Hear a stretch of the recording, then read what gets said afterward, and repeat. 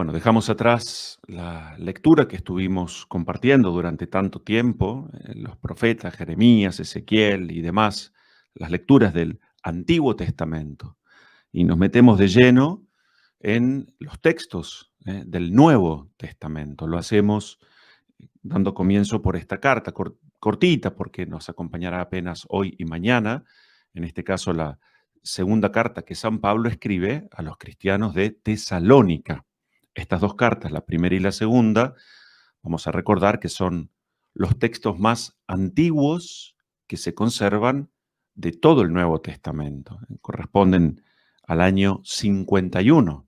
Fíjense, apenas 20 años después de la muerte y resurrección de Jesús, aparece este texto que se conserva, digamos, que Pablo escribe a estos cristianos de la actual ciudad de Salónica, en aquel momento Tesalónica, que en aquel entonces era la capital de la Macedonia romana. Era una ciudad portuaria, era una comunidad que Pablo había fundado en su visita con Silas, vamos a recordarlo, y que en realidad no tuvo muy buena acogida entre los judíos del lugar, sino más bien tuvo una buena recepción entre los paganos griegos. Y entonces esa comunidad era una comunidad floreciente y Pablo va en su escrito a manifestar su felicidad porque, escuchemos bien, porque la fe de ustedes crece vigorosamente en medio de las luchas y de las preocupaciones. Qué lindo esto. Una vez se dice, qué difícil los tiempos que tocan vivir, qué complicado el matrimonio, la familia. Bueno, pero nada de eso impide que la fe crezca vigorosamente.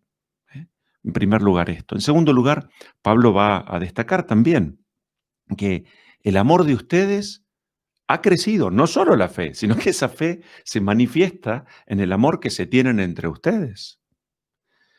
Y bueno, finalmente sí, esta segunda carta especialmente, va a ser una carta que va a pretender como corregir, enderezar un poco el rumbo y de algunas desviaciones, parece ser que entre aquellos paganos griegos decían que la segunda venida de nuestro Señor era algo inminente, que iba a ocurrir ya.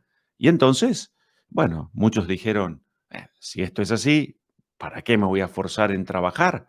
Y se estaban produciendo verdaderos desórdenes. Entonces Pablo pone esta letra clara para enderezar el rumbo, las desviaciones, en este caso también orientadas a decir, no, esto momento, esto no es así. Él ahí como protector y aquel que encausa la vida de la fe de esa comunidad que no solo funda, sino que también acompaña a lo largo de su vida. En el Evangelio nos encontramos a un Jesús denunciante, podríamos decir así, a un Jesús sanamente quejoso, con estas primeras palabras en este estilo de lamentación, que entonces profería acerca de los doctores de la ley, los escribas y también los fariseos, con quienes Jesús a lo largo del Evangelio tiene tantos enfrentamientos, porque lo que Jesús se duele de ver en ellos, esto es palabra de Dios, por lo tanto, la reflejamos en nuestra vida hoy. A Jesús le duele ver en estos escribas y fariseos, que eran verdaderas autoridades, hipocresías, falsedades, engaños. El Papa Francisco diría, esa fe al estilo de cartón pintado. Dice el Papa, que muchos cristianos viven en una suerte de cómoda escenografía cristiana. Terminó la función, listo, terminó la misa, a casa y la vida va por otro lado. Esto no puede ser así. O aquello que Jesús manifiesta acerca de los fariseos, son sepulcros blanqueados por fuera, pero llenos de podredumbre y muerte por dentro. Esto no es lo que quiere Jesús. Y hoy particularmente va a ser toda una serie de denuncias. Ustedes hablan del reino, pero no dejan entrar al reino, pero tampoco entran ustedes. Ustedes también son aquellos que no quieren reconocer en mí a aquel que es la puerta. Son ustedes también aquellos que son muy rigoristas en la interpretación de la ley, ¿eh? Y son aquellos que se sirven de los bienes de las viudas para el beneficio propio. Y esto es terrible. Guías ciegos. O sea, Jesús es muy directo cuando tiene que poner de manifiesto delante del prójimo las hipocresías y falsedades. La gran tentación es que uno escucha estos textos y dice, bueno, aquellas eran las autoridades de la época, hoy que se apliquen las autoridades de esta época a estas palabras. Esto sabemos que en una sana interpretación de la palabra de Dios no es así. Estas palabras son dichas para nosotros. Y tal vez no seamos seguramente fariseos, pero seguramente nos habiten actitudes farisaicas. Tal vez habita en nosotros un pequeño fariseo. Por eso tenemos que revisar y repasar nuestro modo de vivir y celebrar la fe. Jesús, insisto una vez más, critica en ellos la falsa religiosidad, esa piedad egoísta, encerrada en sí mismo, sin mirar las necesidades de los demás. Y también Jesús se asombra por el vacío de su amor, que no es tal finalmente. Jesús lo que quiere es justicia, misericordia y fidelidad. Esta es toda una tarea para vivir a lo largo de la vida y del día para nosotros también. Jesús, insisto, como eco nos pregunta, ¿quién soy yo para vos? Entonces, esa respuesta va a ordenar todas estas enseñanzas del Señor. Si para mí Jesús es el verdadero Hijo de Dios que entregó y entrega en esta Eucaristía su vida por mí, porque me ama y me quiere restaurar, yo tengo que ser justo, tengo que vivir misericordiosamente y tengo que ser de una pieza noble, fiel.